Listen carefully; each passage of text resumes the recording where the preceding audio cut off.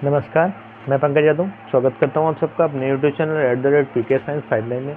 प्यारे बच्चों, आज मैं आपको कक्षा 10 की फिजिक्स पढ़ाऊंगा, जिसमें पहला चैप्टर फिजिक्स का मैंने स्टार्ट किया है, जिसको हम कहते हैं विद्युत। चैप्टर का नाम है हमारा विद्युत। ये कक्षा 10 की नई श्रेणी और नई शाखा है। इसके अंतर्गत हम बेसिक टर्म से हाई लेवल तक पढ़ेंगे और सबसे पहले बात करते हैं विद्युत आवेश की। सबसे पहले बात करते हैं विद्युत क्या होती है। विद्युत क्या होती है बेटा? तो विद्युत एक ऐसी युक्ति है जो इसके संपर्क में कोई वस्तु आती है। विद्युत वह युक्ति है जो किसी माध्यम में जाती है तो एक गतिमान इलेक्ट्रॉनों की क्रिया में जाती है, इलेक्ट्रॉनों के साथ चलती है या इलेक्ट्रॉनों के ही क्रम में चलने की क्रिया होती है, या किसी स्थिर वस्तु को जब अपना प्रभाव देती है तो उसे गतिमान कर देती है। गतिमान करने का कारण होता है इसमें इलेक्ट्रॉनों की गति।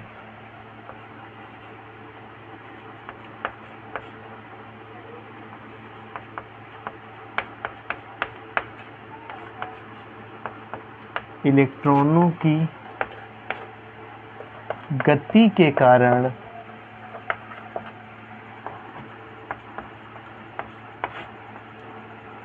विद्युत अपने संपर्क में आने वाली समस्त वस्तुओं को गतिमान कर देती है। गतिमान करने का कारण होता है इलेक्ट्रॉनों की गति या इलेक्ट्रॉनों के चलने का क्रम। ठीक है, अब हम बात करते हैं आपको आवेश की या विद्युत आवेश की बात करते हैं बेटा।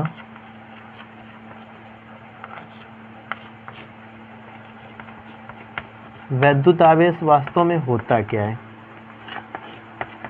तो विद्युत आवेश पढ़ने से पहले थोड़ा सा हम और पीछे जाते हैं और बताते हैं, एक पदार्थ की बात करते हैं बेटा।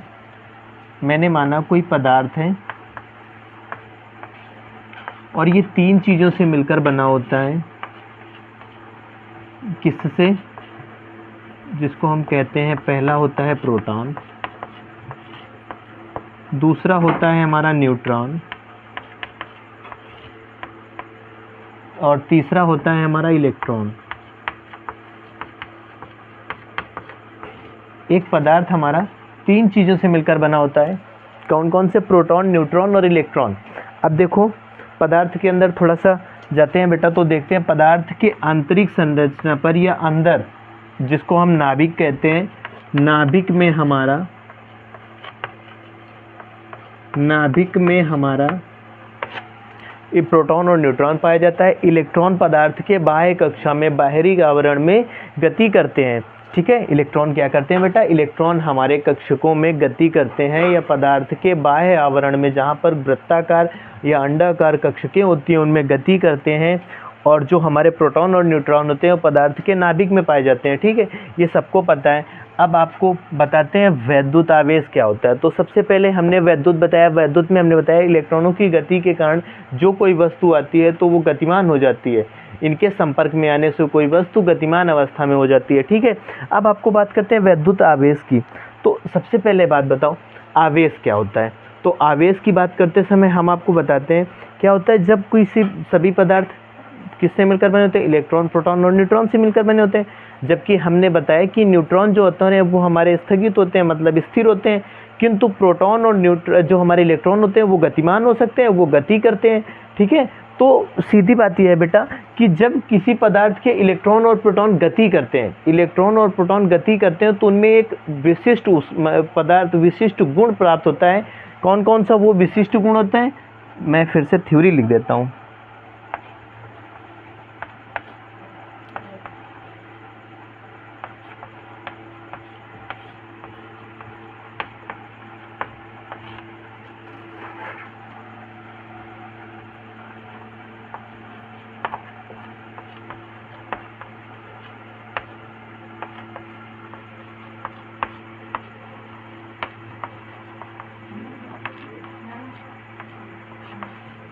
जब किसी पदार्थ में वैद्युतीय चुंबकीय प्रत्यास्थता का या विद्युत या चुंबकीय प्रभाव उत्पन्न होता है,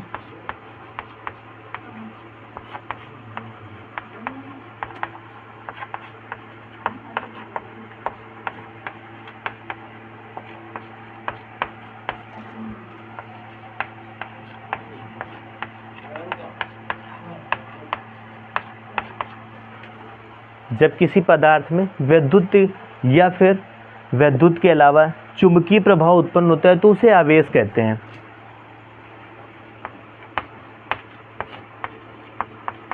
ये होता क्यों है? ये बेटा इलेक्ट्रॉनों के स्थानांतरण से होता है। इलेक्ट्रॉन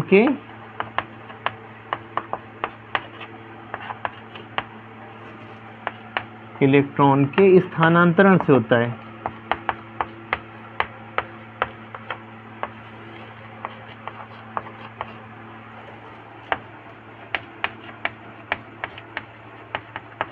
एक बात और समझ में आती है, इलेक्ट्रॉनों के स्थानांतरण के कारण जब किसी पदार्थ में विद्युत या चुंबकीय प्रभाव उत्पन्न होता है तो उसे हम आवेश कहते हैं। आवेश को बेटा हम Q से प्रदर्शित करते हैं। इसे Q से प्रदर्शित करते हैं।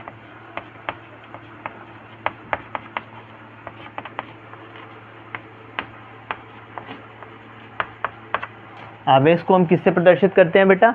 आवेश को हम Q से प्रदर्शित करते हैं। और एक चीज होती है इसका मात्रक,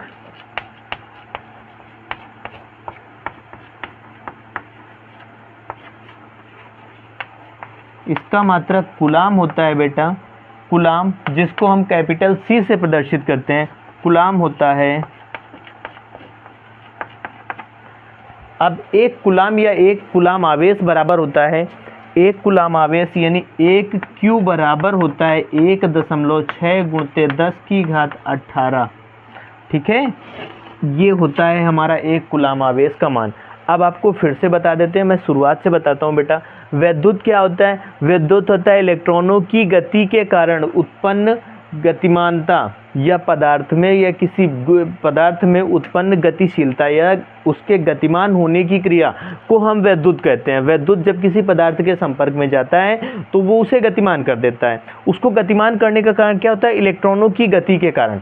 जब किसी पदार्थ के इलेक्ट्रॉन गति करते हैं, और जब हमने फिर से बताया कि विद्युत में सिर्फ इलेक्ट्रॉन चलते हैं, इलेक्ट्रॉन मुक्त ऊष्मा में प्लस धनायन देते हुए चलते हैं, और जो ऋणायन होते हैं, जो धनायन पदार्थ होते हैं, वो धनायन बनते कैसे, ये हम अभी इसके बाद में बताते हैं। वो अपनी इलेक्ट्रॉनों को मुक्त करते जाते हैं। जो इलेक्ट्रॉन मुक्त करते हैं वो धनायन बन जाते हैं, और जो ग्रहण करते हैं वो ऋणायन बन जाते हैं। ठीक है, अब देखो हमने बताया फिर विद्युत आवेश क्या होता है। विद्युत आवेश होता है इलेक्ट्रॉनों के स्थानांतरण, इलेक्ट्रॉनों के स्थानांतरण से किसी पदार्थ में विद्युत या चुंबकीय प्रभाव उत्पन्न होता है तो उसे हम आवेश कहते हैं। आवेश क्या होता है? आवेश एक किसी पदार्थ का वह विशिष्ट गुण है जो किसी वस्तु को विद्युत या चुंबकीय प्रभाव में बदल देता है, या किसी पदार्थ का विद्युत या चुंबकीय प्रभाव उत्पन्न कर देता है, तो ऐसे पदार्थ को या ऐसी क्रिया को आवेश कहा जाता है। फिर से समझ में ना आया हो तो बता देते हैं बेटा। एक पदार्थ होता है, कोई भी पदार्थ ले लो, जैसे कि मैंने लिया एक पदार्थ होता है। पदार्थ में क्या क्या होता है? इलेक्ट्रॉन, प्रोटॉन, न्यूट्रॉन होते हैं। तो ये दोनों तो हमारे नाभिक में स्थित होते हैं और ये कक्षकों में स्थित होते हैं। इन इलेक्ट्रॉनों के कारण ही हमारा आवेश का स्थानांतरण होता है। इलेक्ट्रॉनों के स्थानांतरण के कारण ही हमारा आवेश होता है। ठीक है, आवेश को हम कैपिटल Q से प्रदर्शित करते हैं, Q से प्रदर्शित करते हैं बेटा, और इसका मात्रक C होता है। ठीक, अब आवेश कितने प्रकार के होते हैं? तो बेटा आवेश 2 प्रकार के होते हैं।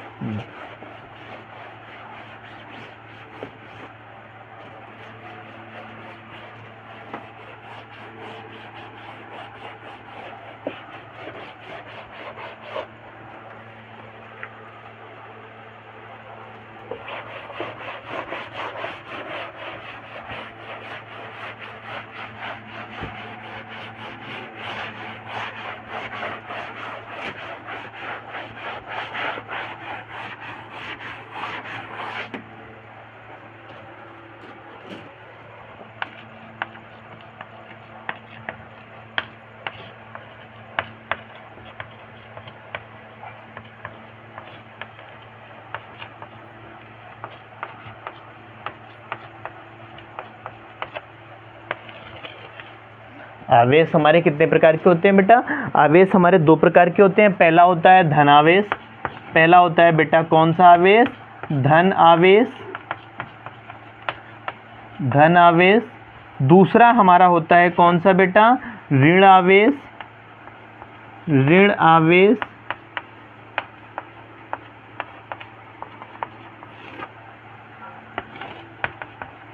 धन आवेश कौन से होते हैं, वे पदार्थ या वे आवेशित कण जो प्लस इलेक्ट्रॉनों को मुक्त करते जाते हैं, पॉजिटिव इलेक्ट्रॉन या जिसको प्रोटॉन भी कह सकते हैं, पॉजिटिव इलेक्ट्रॉनों को मुक्त करते जाते हैं। तो इलेक्ट्रॉनों की कमी जिस पदार्थ में या फिर जिस पदार्थ में इलेक्ट्रॉनों की कमी आती है, जिन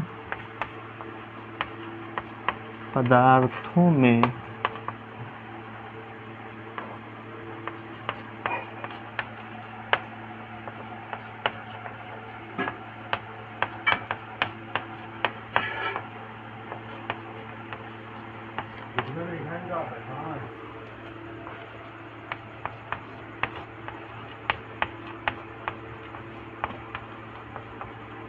जिन पदार्थों में इलेक्ट्रॉनों की कमी होती है उन्हें धन आवेश कहते हैं।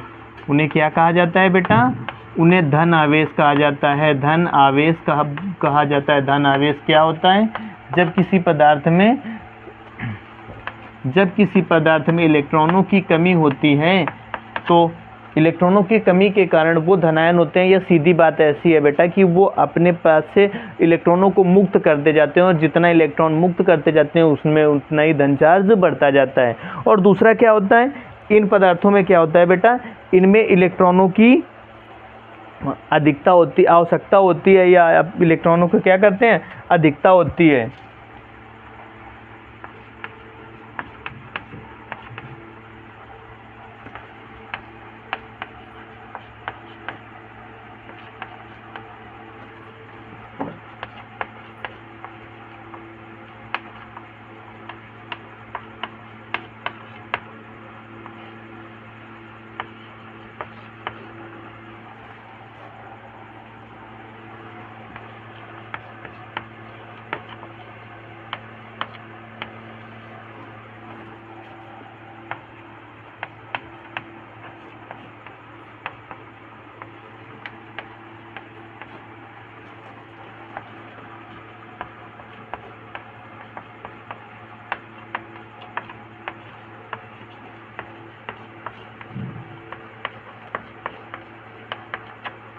उम्मीद है बेटा आपको समझ में आया होगा। धन आवेश कौन से आवेश होते हैं, जिन पदार्थों में यानी ऐसे सभी पदार्थ जिनमें इलेक्ट्रॉनों की कमी होती है या इलेक्ट्रॉन छोड़ते जाते हैं, इलेक्ट्रॉन मुक्त करते जाते हैं, ऐसे पदार्थों को कहा जाता है धन आवेश। धन आवेश, ठीक है, ऐसे आवेशों को धन आवेश कहा जाता है। ऋण आवेश क्या होते हैं, जिन पदार्थों में इलेक्ट्रॉनों की अधिकता होती है। इलेक्ट्रॉनों की अधिकता का मतलब होता है बेटा, इलेक्ट्रॉनों की अधिकता का मतलब होता है उसमें इलेक्ट्रॉनों की कमी होती है, वो दूसरे के इलेक्ट्रॉन अपने में रख लेता है। ऐसे पदार्थों को क्या कहा जाता है, ऐसे पदार्थों को ऋण आवेश कहा जाता है। ठीक है, अब जैसे क्या होता है कि एबोनाइट की छड़ को कांच से रगड़ा जाता है। जब कांच से रगड़ते हैं तो एबोनाइट की छड़ में क्या होता है, इलेक्ट्रॉनों की कमी आती जाती है, वो हीट होती जाती है। या फिर दूसरी क्रिया में बताएं बेटा तो हम अपने हाथों को, अपनी हाथ की गद्दलियों को या हथेलियों को रगड़ते हैं। रगड़ने के बाद देखते हैं कि वो हाथ की हथेलियाँ गर्म होने लगती हैं। गर्म होने का कारण क्या होता है, हमारे हाथ से जो इलेक्ट्रॉनों की, हाथों में जो इलेक्ट्रॉन होते हैं वो मुक्त करते हैं, वो इलेक्ट्रॉन, हाथों वाले इलेक्ट्रॉन दूसरे को छोड़ने का प्रयास करते हैं। ऐसे ही क्रिया को हम क्या कहते हैं, ऐसी क्रिया को धनावेशित कहते हैं। और ऋणावेश मतलब इलेक्ट्रॉनों की अधिकता। अधिकता का मतलब ज़्यादा होना, जो दूसरे के इलेक्ट्रॉन लिए हुए हो, ऐसा कुछ होता है ना, जो दूसरे के इलेक्ट्रॉन लेता है वही तो ऋणात्मक होता है ना। फिजिक्स में, केमिस्ट्री में हमने यही पढ़ा ना कि बेटा जो इलेक्ट्रॉन मुक्त करते हैं वो धनायन और जो इलेक्ट्रॉन ग्रहण करते हैं वो ऋणायन। यहाँ पे क्या होता है, जब ये इलेक्ट्रॉन त्यागेगा बेटा, ये इलेक्ट्रॉन कमी आएगी इसमें इलेक्ट्रॉन की, तो किसी में अधिकता होगी होगी। तो जिसमें अधिकता होती है, जिन पदार्थों में दो पदार्थ आपस में जब संपर्क में आते हैं तो एक में कमी और एक में वृद्धि होती है, एक में अधिकता और एक में कमी होती है। तो कमी वाला जो होता है उसको हम धनावेश कहते हैं और जिसमें कमी ज़्यादा अधिकता होती है उसको हम क्या कहते हैं, उसको हम ऋण आवेश कहते हैं। ठीक है, अब एक और गुण होता है हमारा,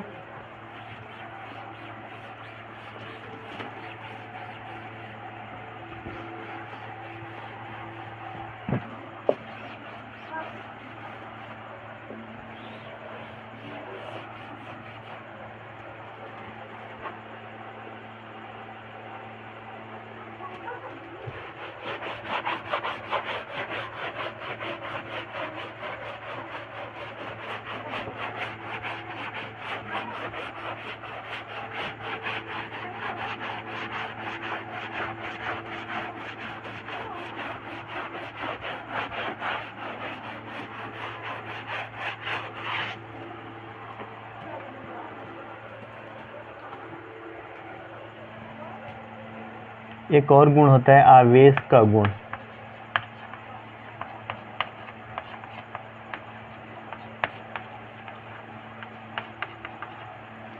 आवेशों का एक विशिष्ट गुण होता है बेटा,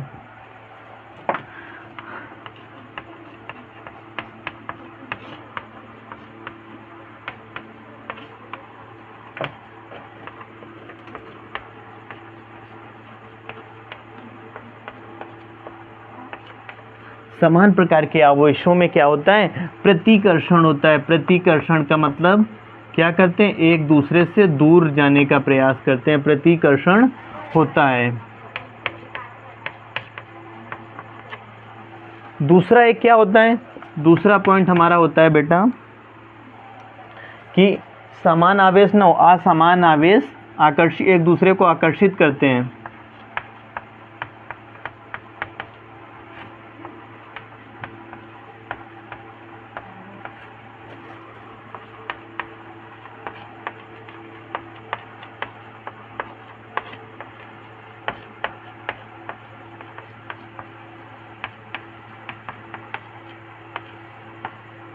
आकर्षित करते हैं, आकर्षित करने का मतलब अपनी ओर खींचते हैं। ठीक है, जब समान आवेश होंगे तो उनमें क्या होगा बेटा, उन समान प्रकार के आवेशों में प्रतिकर्षण होता है। प्रतिकर्षण का मतलब एक दूसरे से दूर जाते हैं। किंतु जब असमान आवेश होते हैं, एक धन और ऋण होते हैं बेटा, इसको आगे एक चीज़ यहाँ पे लिख सकते हो बेटा, क्या लिखना है आपको, धन प्लस धन। ठीक, यहाँ पे क्या होगा, धन माइनस धन प्लस ऋण। ठीक, समान होंगे, और समान का मतलब यदि ऋण ऋण भी होंगे तो भी उनमें प्रतिकर्षण होगा, और धन धन होंगे तो भी उनमें प्रतिकर्षण होगा। इसमें क्या होगा, धन ऋण हो या ऋण धन हो, क्या होता है, इनमें आकर्षण होता है। ठीक है, एक दूसरे को आकर्षित करते हैं, और ये क्या करते हैं, एक दूसरे को प्रतिकर्षित करते हैं। ठीक है, तो यहीं से हम आवेश को खत्म करते हुए अब आगे देखते हैं बेटा। एक चीज और आती है, पहले वो भी बता दें, वैद्युत क्षेत्र। वैद्युत क्षेत्र क्या होता है, जिसको हम ऐसे भी लिख सकते हैं, विद्युत क्षेत्र। वैद्युत क्षेत्र क्या होता है,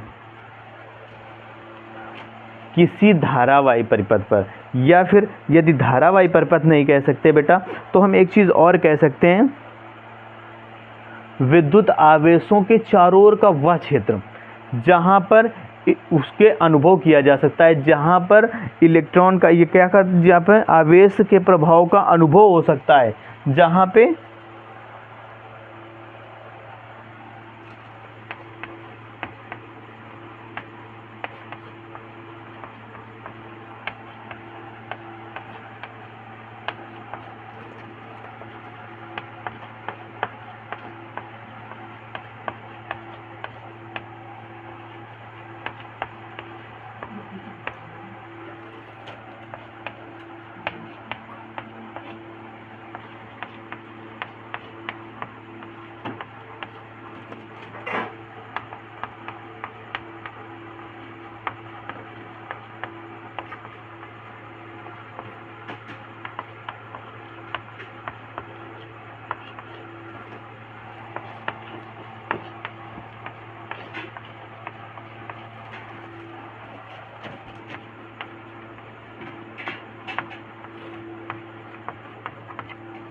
विद्युत आवेश के चारों ओर का वह क्षेत्र जहां पर आवेश का अनुभव किया जा सकता है, जहां पर आवेश का अनुभव होता है, या विद्युत क्षेत्र के विद्युत आवेश या विद्युत क्षेत्र क्या होता है, जहां तक हम एक धारावाही परिपथ के चारों ओर का वह क्षेत्र, यानी ऐसे ना समझो तो एक दूसरी बात समझाते हैं बेटा, ये एक धारावाही परिपथ है।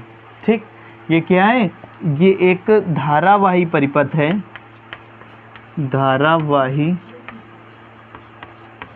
परिपथ है। तो इस धारावाही परिपथ पर हमने माना कि धारा प्रवाहित हो रही है, धारा आई प्रवाहित हो रही है बेटा, एक परिपथ पर धारा आई प्रवाहित हो रही है। तो इस धारा प्रवाहित होने के कारण किसी परिपथ के चारों ओर जहाँ तक कोई इस धारा का अनुभव किया जा सकता है, इस धारा का अनुभव मैंने माना कि इस क्षेत्र तक एक ऐसा क्षेत्र बन गया बेटा जहाँ तक इस धारा के कारण इस बहने वाली विद्युत या यहाँ के आवेशों का, इलेक्ट्रॉन और प्रोटॉनों का जहाँ तक अनुभव मिल सकता है, जहाँ तक हमको उनका अनुभव एहसास होता है, उनको टच करने पे देखते हैं कि ये करंट मार रहा है, या जैसे कि यहाँ पे इलेक्ट्रॉन निकल रहे हैं तो वो हमारे हाथ पे लड़ते हैं, तो ऐसे पता करते हैं कि वह क्षेत्र विद्युत आवेश के चारों ओर का वह क्षेत्र जहाँ तक आवेशों का अनुभव किया जा सकता है, जहाँ पर आवेशों का अनुभव होता है, उसको हम क्या कहते हैं? उसको हम कहते हैं विद्युत क्षेत्र। ठीक, विद्युत क्षेत्र का मतलब होता है बेटा विद्युत का क्षेत्र। विद्युत का क्षेत्र कहाँ तक होता है? जहाँ तक कि विद्युत का अनुभव हो सकता है वहीं तक का विद्युत का क्षेत्र होता है। ठीक, विद्युत, अब दूसरी शब्दों में समझ लो इधर भी, यदि वहाँ नहीं समझ आया तो यहाँ समझ आएगा। क्या होगा? विद्युत का क्षेत्र। लिख देते हैं बेटा, विद्युत का क्षेत्र। हमने परिभाषा भी लिख दी और हम आपको समझाते हैं विद्युत का क्षेत्र क्या होता है। विद्युत का क्षेत्र होता क्या है? जहां तक बेटा क्या हो? विद्युत का अनुभव हो, एहसास हो।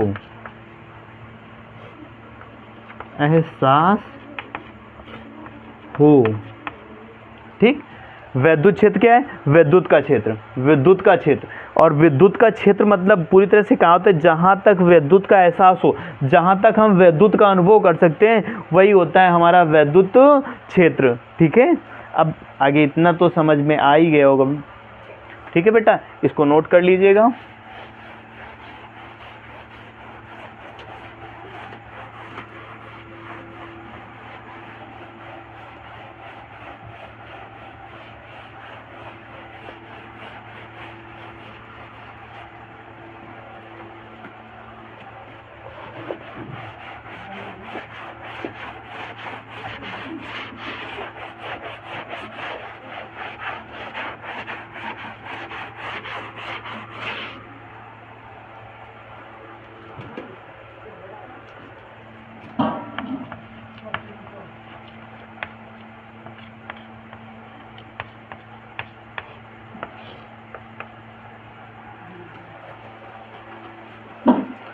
अब बताओ विद्युत धारा क्या होती है। विद्युत हमने बताया था इलेक्ट्रॉनों का चलना। ठीक, इलेक्ट्रॉनों की गति। विद्युत क्या होती है? इलेक्ट्रॉनों की गति के कारण कोई वस्तु क्या होती है? गतिमान हो जाना। ठीक है,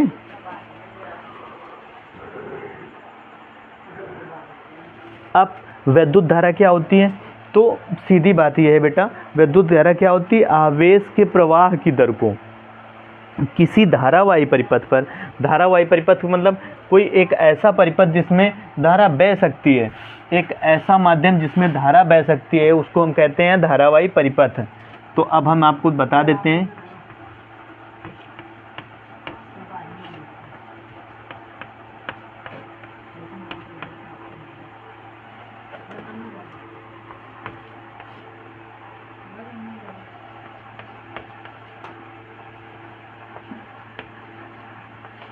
किसी धारावाही परिपथ पर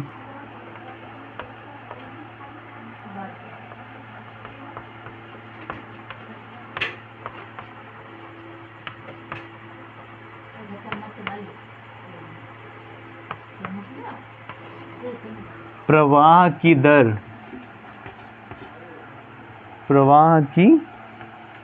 को हम कहते हैं, दर को विद्युत धारा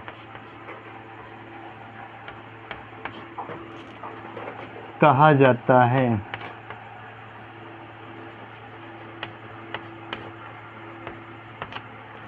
और धारा इसे I से प्रदर्शित करते हैं बेटा, इसे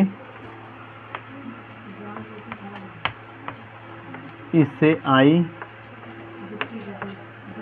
से प्रदर्शित करते हैं बेटा।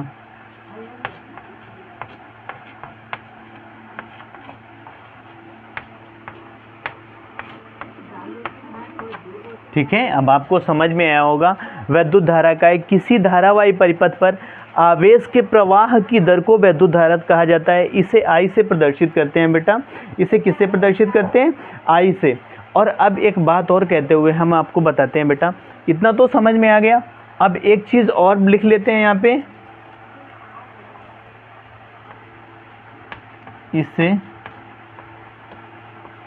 अमीटर द्वारा मापा जाता है।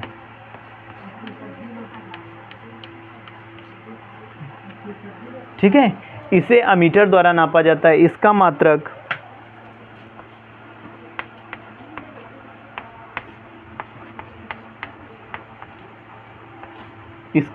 क्या होता है बेटा? इसका मात्रक एम्पियर होता है।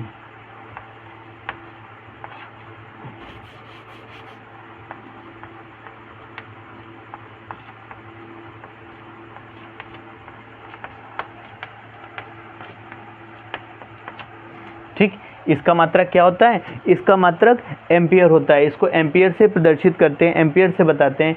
अब एक चीज़ बताऊं, हमने कहा किसी धारावाही परिपथ पर आवेश के प्रवाह की दर को, आवेश की प्रवाह की दर, तो आवेश बहेगा जब, मैंने माना देखो एक तार ले लिया, ये क्या है? ये धारावाही परिपथ है बेटा। ये क्या है? ये धारावाही परिपथ है, धारावाही परिपथ। ये एक धारावाही परिपथ है जिस पे हम क्या करते हैं? इलेक्ट्रॉनों को प्रवाहित करते हैं। इलेक्ट्रॉन हमारे गति कर रहे हैं, इलेक्ट्रॉन हमारे इस क्रम में चल रहे हैं। इलेक्ट्रॉनों के चलने का क्रम हमारा क्या है? इस प्रकार से इलेक्ट्रॉन चल रहे हैं। ये इसके बाह्य आवरण में चल रहे हैं बेटा, इसके आंतरिक नहीं। बाह्य आवरण पे जो इलेक्ट्रॉन चल रहे हैं धारावाही परिपथ के, किसी धारावाही परिपथ पर आवेश के प्रवाह की दर को, इसके बाह्य आवरण में जो आवेश प्रवाहित होते हैं या बहते हैं, उसकी दर को हम क्या कहते हैं? आवेश के प्रवाह की दर को क्या बोला जाता है बेटा? इसे हम क्या कहते हैं? वैद्युत धारा कहते हैं। वैद्युत धारा को आई से प्रदर्शित करते हैं। किससे प्रदर्शित करते हैं? आई से प्रदर्शित करते हैं। थोड़ा सा और इधर दिखते हैं, आई। अब बेटा क्या प्रवाहित हो रहा है? इलेक्ट्रॉन। इलेक्ट्रॉन का मतलब क्या है? आवेश। तो आवेश प्रवाहित हो रहा है, किस पर? दर। आवेश प्रवाह की दर, दर मतलब समय। एक निश्चित समय पर क्या होता है? आवेश के प्रवाह की दर को हम क्या कहते हैं? वैद्युत धारा कहते हैं। वैद्युत धारा I बराबर होता क्या है? Q/T। Q क्या है? Q है धारावाही परिपथ पर बहने वाले आवेश। T क्या है? दर। दर मतलब समय, कितने समय पर कितना आवेश बहा, इसी चीज को बताते हैं। अब यदि बेटा क्या होता है?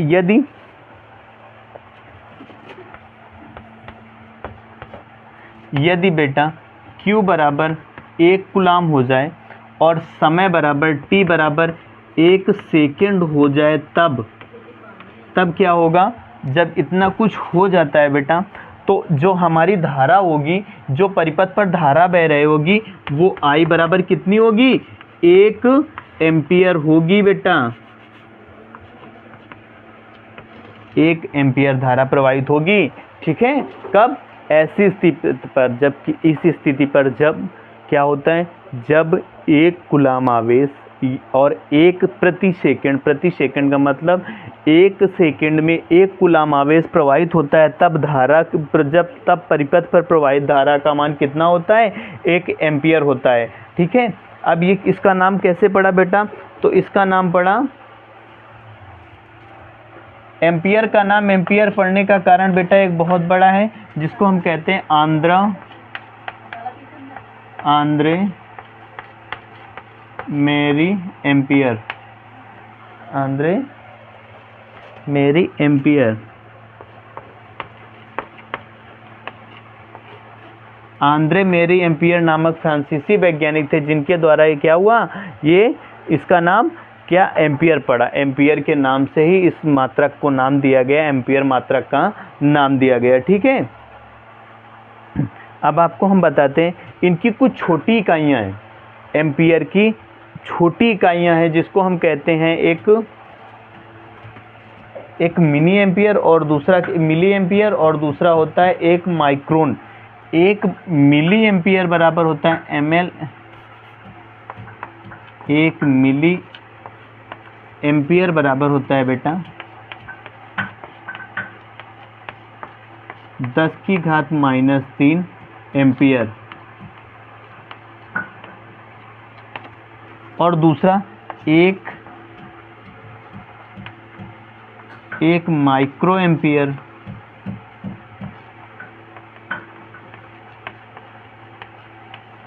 1 माइक्रो एम्पियर बराबर होता है 10⁻⁻6 एम्पियर। ठीक है, अब आपको समझ में आ गया होगा ये क्या है, ये मात्रक की, एम्पियर मात्रक की सूक्ष्म इकाइयाँ हैं, छोटी इकाइयाँ हैं, सबसे छोटी इकाइयाँ हैं। ठीक है, यदि इतना समझ में आ गया हो तो बेटा आप स्क्रीनशॉट भी ले सकते हो और स्क्रीन से शॉट के अलावा आप इसे आसानी से नोट भी कर सकते हो। अब हमने बताया था, फिर से बता देते हैं बेटा, जो हमारा वैद्युत धारा होती है वो क्या होती है, किसी धारावाही परिपथ पर कोई ऐसा परिपथ या कोई ऐसा माध्यम जिस पर क्या होता है, धारा प्रवाहित हो सकती है, आवेश प्रवाहित हो सकते हैं, उस आवेश के प्रवाहित होने की दर को प्रति सेकंड प्रति समय में प्रवाहित आवेशों की संख्या को या आवेशों के प्रवाह की दर को क्या कहा जाता है, हम धारा कहते हैं। ये धारा कहाँ पर प्रवाहित होती है, सिर्फ बेटा किस में प्रवाहित होती है, जो धारावाही होते हैं जिन पे धारा प्रवाहित हो सकती है, जो धातुएं होती हैं या फिर ऐसे परिपथ होते हैं जिनमें धारा का एक माध्यम बन जाता है और उनसे प्रवाहित होती है। ठीक, इतना नोट हो गया, नोट कर लीजिएगा, फिर आगे हम आपको बताते हैं।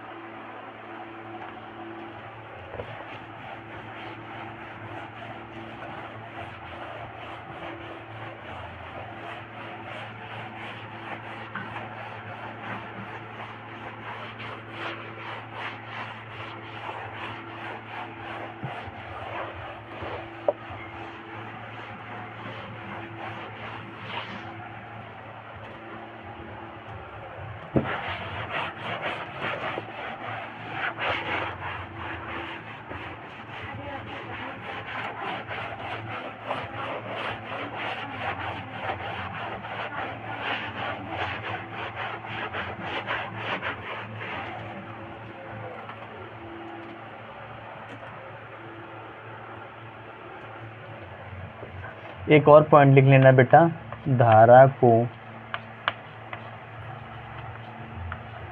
श्रेणी क्रम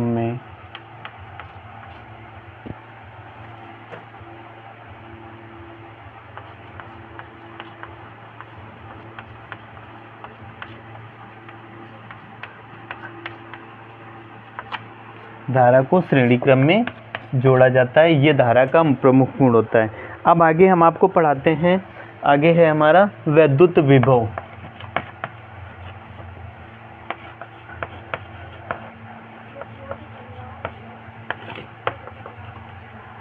वैद्युत विभव पढ़ने से पहले थोड़ा सा हम कुछ अलग चीज़ें पढ़ लेते हैं बेटा, कुछ विशिष्ट चीज़ें पढ़ लेते हैं। और वो विशिष्ट चीज़ें हैं क्या, देखो, विशिष्ट चीज़ों में से सबसे पहली बात हम करते हैं कि हमने एक ऐसा कोई क्षेत्र ले लिया, एक कोई ऐसा क्षेत्र है बेटा जहाँ पर हम क्या करते हैं, यहाँ पर एक धारावाही परिपथ लगा हुआ है, इस धारावाही परिपथ के आसपास का एक क्षेत्र है, परंतु दूर कहीं पे +q एक इलेक्ट्रॉन, +q एक आवेश रखा हुआ है, जो हमारे धारावाही परिपथ से या विद्युत क्षेत्र से अनंत दूरी पर रखा हुआ है।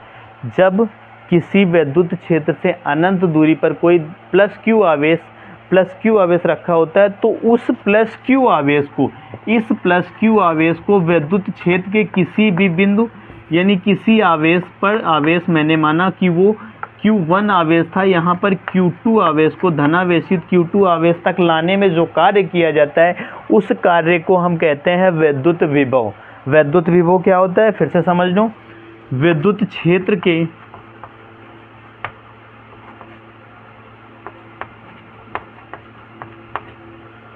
विद्युत क्षेत्र से किसी अनंत दूरी पर, किसी कितनी दूरी पर बेटा, ये दूरी कितनी होती है, अनंत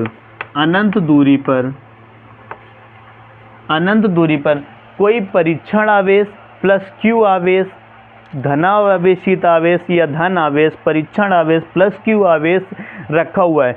उस +q आवेश को अनंत से विद्युत क्षेत्र के किसी बिंदु का मतलब किसी आवेश पर, बिंदु आवेश तक लाने में जो कार्य किया जाता है, उस कार्य को हम कहते हैं, क्या कहते हैं, उस कार्य को हम वैद्युत विभव कहते हैं। वैद्युत विभव को हम कैपिटल V से प्रदर्शित करते हैं। किससे प्रदर्शित करते हैं बेटा? कैपिटल V से।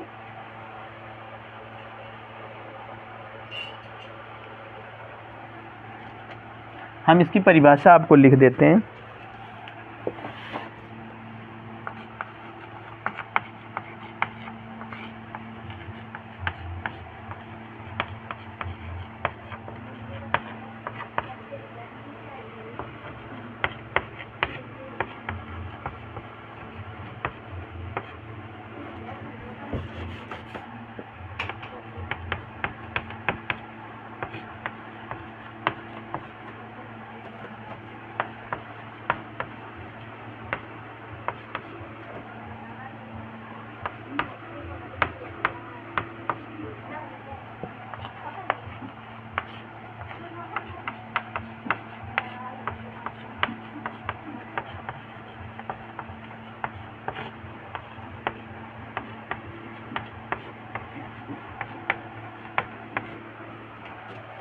किसी धनावेश को अनंत से विद्युत क्षेत्र तक लाने में किया गया कार्य विद्युत विभव कहलाता है।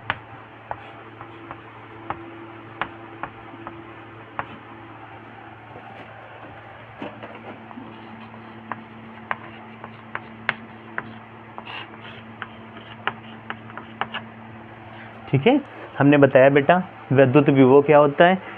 किसी धन आवेश को अनंत से विद्युत क्षेत्र तक लाने में किया गया कार्य क्या कहलाता है?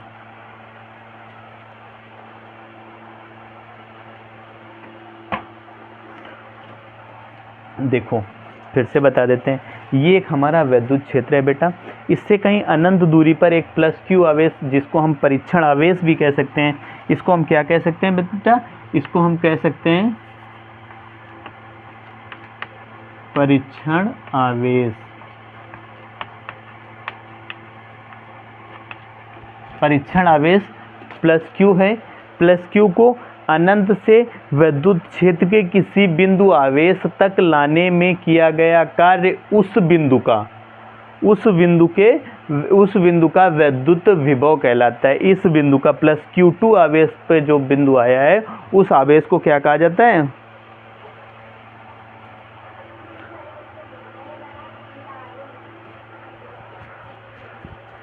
ठीक, अब आपको फिर से लिखना हो तो लिख सकते हो, किसी धन आवेश को अनंत से विद्युत क्षेत्र तक लाने में किया गया कार्य विद्युत विभव की जगह लिख सकते हो आप, ऐसे भी लिख सकते हो,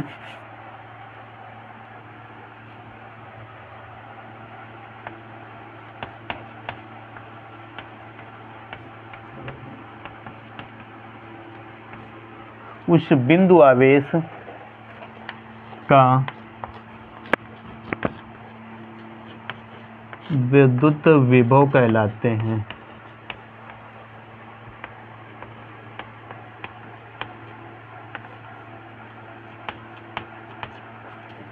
ठीक है, अब और क्लियर हो गया, बिल्कुल कॉन्सेप्ट क्लियर करके चलते हैं बेटा। अब ये जो होता है विभव बराबर होता क्या है? तो बेटा विभव हमारा क्या होता है?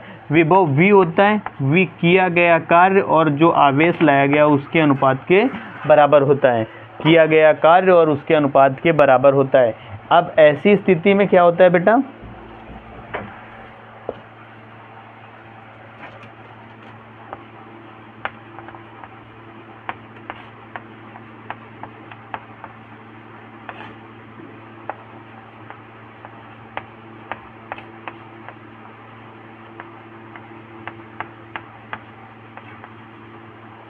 इसका मतलब जूल प्रति कूलम्ब या वोल्ट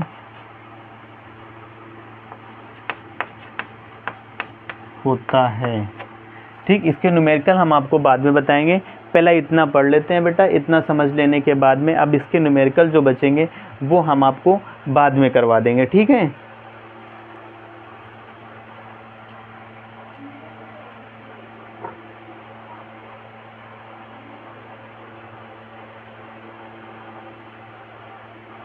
इतना हो गया हो तो हम इसको साफ कर देते हैं।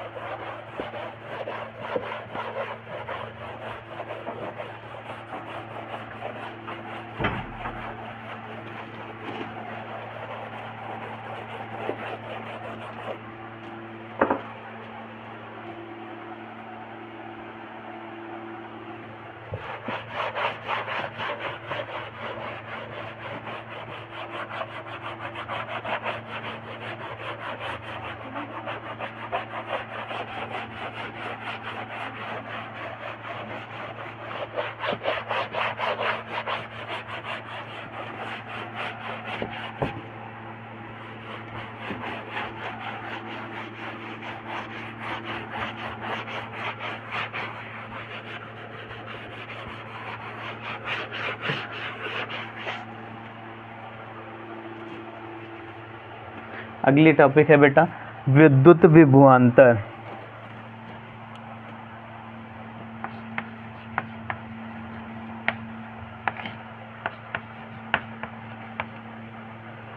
विद्युत विभवांतर अगला हमारा टॉपिक है बेटा विद्युत विभवांतर। अब विद्युत विभवांतर क्या होता है बेटा?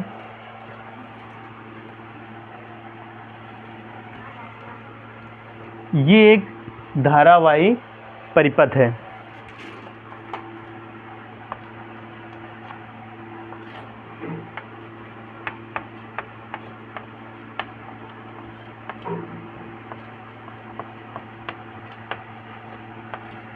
बेटा ये क्या है? ये एक धारावाही परिपथ है और इस परिपथ में कहीं पर दो बिंदु आवेश हैं, 1 और 2। परिपथ में कहीं पर दो बिंदु आवेश दिए गए हैं बेटा, और ये हो गया हमारा बिंदु आवेश Q1, ये बिंदु आवेश हो गया हमारा Q2। दो बिंदु आवेश दिए हैं Q1 और Q2।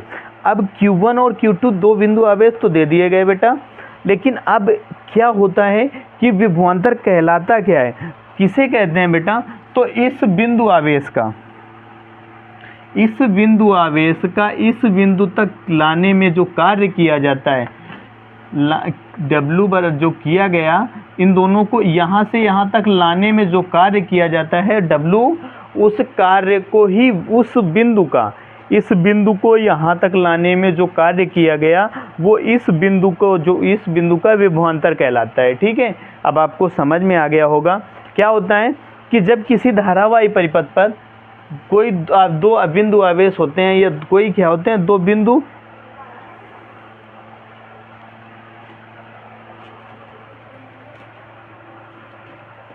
लिख देते हैं परिभाषा बेटा।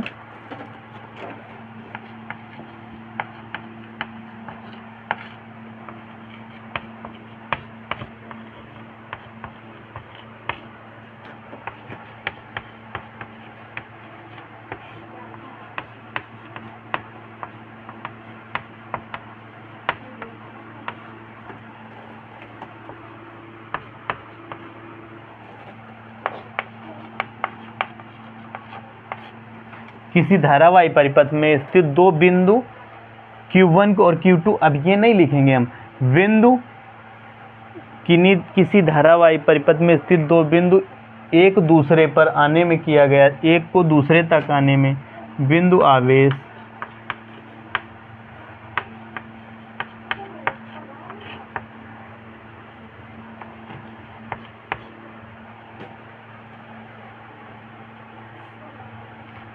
किसी धारावाही परिपथ में स्थित दो बिंदु आवेशों को मिलाने में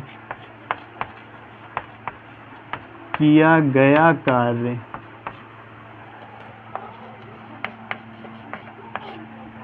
विद्युत विभवांतर कहलाता है। क्या कहलाता है बेटा?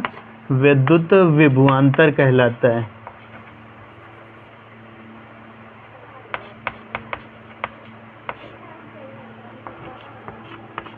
विद्युत विभवांतर कहलाता है।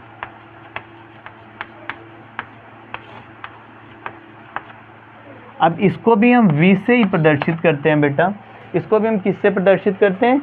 इसको भी हम V से ही प्रदर्शित करते हैं। इसका मात्रक भी क्या होता है? जूल प्रति कूलाम होता है या फिर वोल्टा होता है। इसका मात्रक भी बेटा क्या होता है? इसका मात्रक भी वोल्टा होता है। लेकिन इसमें कुछ विशेषताएं हैं बेटा। वो विशेषता इसे समांतर क्रम में जोड़ा जाता है।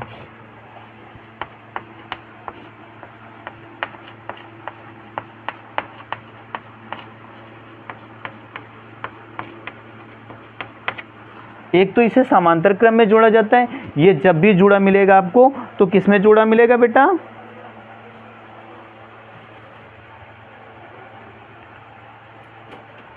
समांतर क्रम में जुड़ा मिलेगा बेटा। और जो हमारे एक वैज्ञानिक थे जिनका नाम था आदर्श शोले वोल्टा,